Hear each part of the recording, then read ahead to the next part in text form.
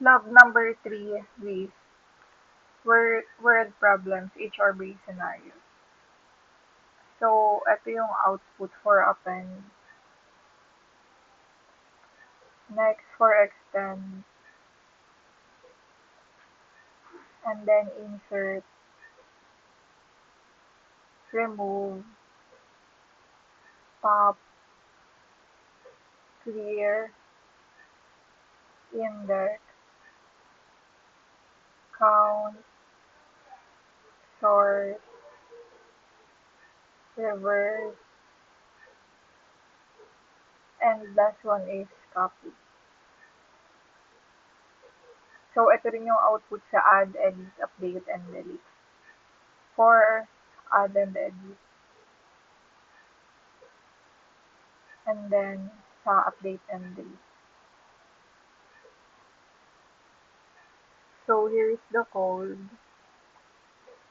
So, sa first one, append, magdadagdag lang ng bagong item or name sa dulo ng list. So, dito hinihingi yung list. Ito yung current.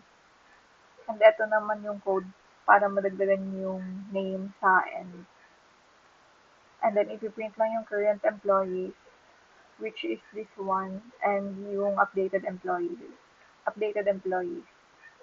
Dito na nakalagay yung updated or yung may dinagdag na sa dulo. For example, Donna. Yung dinagdag ko dito. And then, after Natividad, malalagay na yung Donna. Next, for extend. Same lang sa kanina. Ito yung code para mag-extend. So, yung main employees and then yung transferred employees, magsasama lang sila dito sa combined employees list.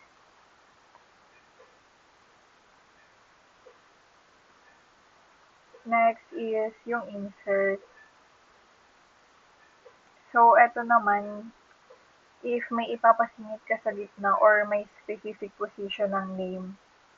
For example, etong si Ana Reyes, ilalagay sa 1, index number 1.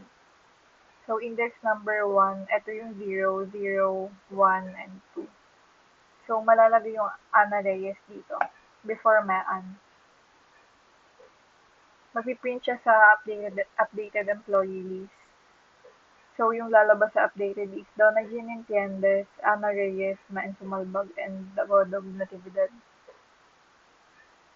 Next, remove. So, dito naman, if may ipapatanggal na specific name, for example, Mark Santos yung ipapatanggal, then matatanggal to. So, ang magpiprint lang sa updated employee list is si Donna and si Maan. Next, for pop, ito naman yung may tatanggalin ka pero may specific index. For example, yung tatanggalin mo is may index 2. So, 0, 1, 2. Etong last one yung matatanggal. So, mag-print sa updated employees, eto lang dalawa. Next, for clear, ito yung pinakamadali. Literal na mag-clear lang lahat. So, yung updated or yung cleared employees, wala magdi-display. Since na-clear na lahat ng items ng list. Next, index. So, sa index naman, hinahanap lang yung specific position or pang-ilan sa list yung name. So, for example, hinahanap dito yung index ni Maria de la Cruz. So, index 0, index 1, index 2, index 3. So, magpiprint yung index 3. The position of Maria de la Cruz is 3 or third. Next, count. So, dito naman binibilang lang kung ilang beses lumabas si Jan. For example, ito yung code para may bilang. For example, dito. So, 2 beses siya lumabas.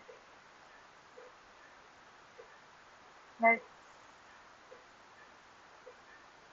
sort. So, dito naman sort, pwede siyang ascending.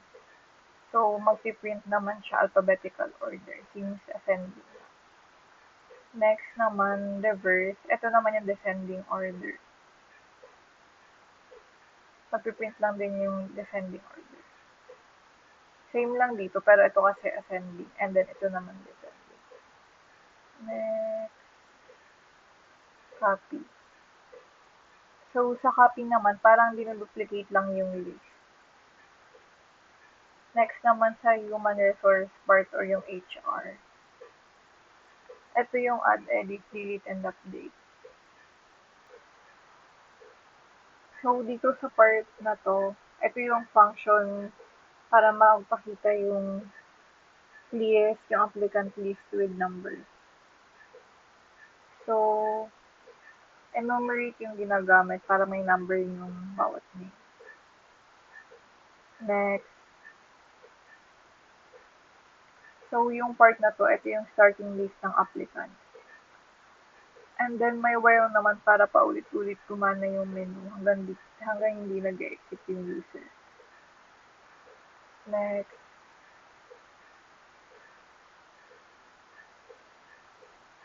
So, sa part na to, yung option 1, add applicant lang gamit yung append. So, pag may na-add, ipapakita ulit yung updated list. Next, sa option 2, naman yung edit applicant name. So, pipili lang ng number depende sa list and then papalitan lang yun ng bagong name. Next naman sa option 3, ito yung updated applicant status. Lalagyan lang ng pass or failed sa screening status nila.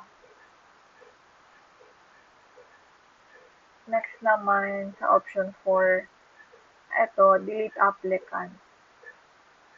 So, mamimili lang ulit ng applicants and then madidelete sila. For example, yung napiling applicant is si Mean Sumalbag. So, madidelete si Mean Sumalbag. Next naman, yung option 5 is for exit naman.